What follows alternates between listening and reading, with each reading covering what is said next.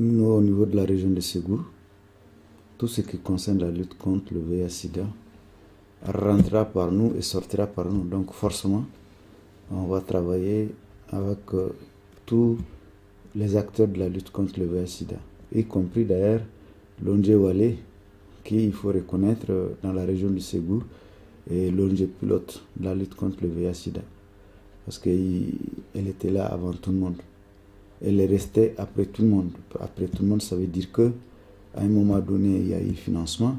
Il y a eu beaucoup d'ONG. On a travaillé avec une soixantaine, voire peut-être une quinzaine d'ONG dans la région du Ségou. Mais avec le tarissement des différents financements, presque toutes sont parties. Mais l'ONG Walé demeure.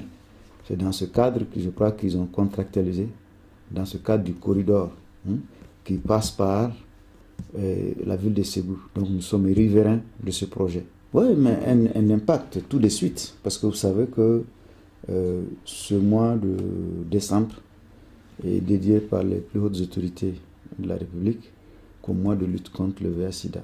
Depuis le 1er, qui est une journée internationale de lutte, tout le mois de décembre, le 30e mois de décembre, ont été consacrés par les plus hautes autorités de la République pour la lutte contre le VIH-Sida. Et là, réellement, heureusement qu'il y a l'ONG Walé, il y a le projet Corridor, qui nous a permis au niveau de la région de meubler vraiment ce mois. C'est-à-dire avec la rareté de financement, on n'avait pas assez de programmes, on n'avait pas assez d'activités.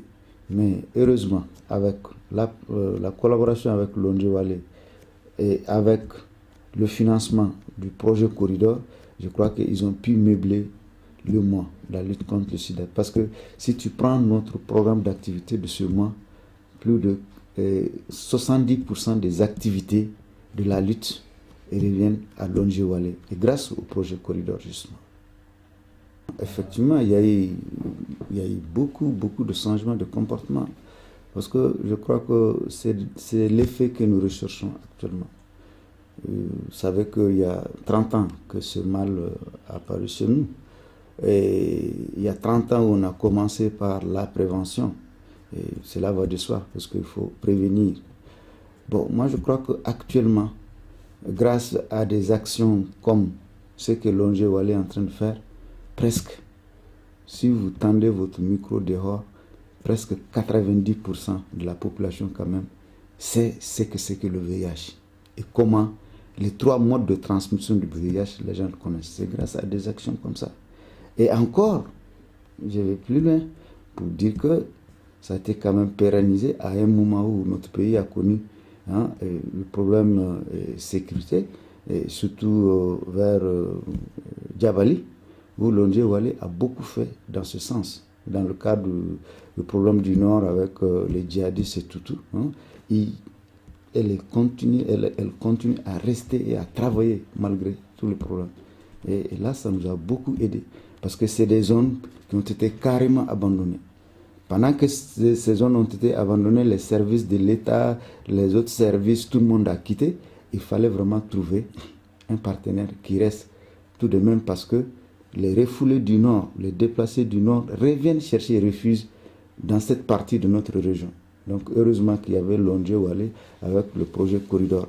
Et ça a beaucoup changé. Il y a eu beaucoup de changements de comportement parce que les gens ils comprennent réellement ce que c'est que le VIH-Sida. Et d'ailleurs, même si vous demandez dans la ville de Ségou, tout le monde sait que actuellement le VIH, c'est l'ONG Walé. Parce qu'en dehors des autres sites gouvernementaux qui donnent le traitement, ça comme c'est l'ONG Walé qui est l'ONG première, qui a un centre ambulatoire de traitement. Et les gens passent à l'ONG Walé pour prendre le médicament. Vraiment. Donc je crois qu'il y a eu beaucoup de changements. Voilà.